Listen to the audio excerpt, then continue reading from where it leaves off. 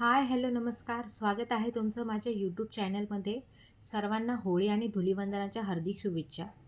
आज 3 मार्चच्या लग्नानंतर होईलच प्रेम या मालिकेच्या भागामध्ये काव्यार्थ आणि जीवांदिनी लग्नासाठी तयार झालेले दिसत आहे. मिथुन काकाचे लग्न सोहळ्यासाठी आगमन झालेले आहे. रम्याला खूप जलस फील होत आहे. नंदिनी काव्याला सांगत आहे, खुश रहा, आनंदी रहा. दोघी बहिणी खूप आनंदाने बोलत आहेत. तसेच पार्थ आणि जीवा पण खूप आनंदाने रेडी होत आहेत. विक्रमने मानिनीसाठी गजरा आणला आहे. काव्य आणि नंदिनी गौरीहार पूजनासाठी बसलेले आहेत. मिथुन काका त्यांना घ्यायला आलेला आहे. उद्याच्या भागामध्ये काव्य आणि नंदिनी मंडपमध्ये आलेल्या असतात. काव्यार्थ आणि जीवनदिनीच्या यांच्या शुभविवाह सोहळ्याला प्रारंभ झालेला आहे.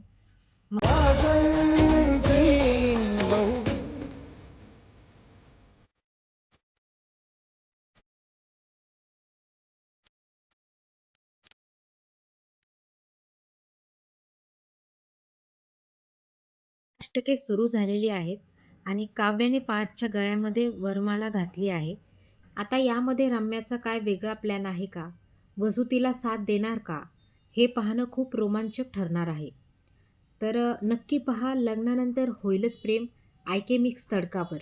हे अपडेट्स जर तुम्हाला आवडत असतील तर नक्की लाईक करा, शेअर करा आणि सबस्क्राईब पण करा.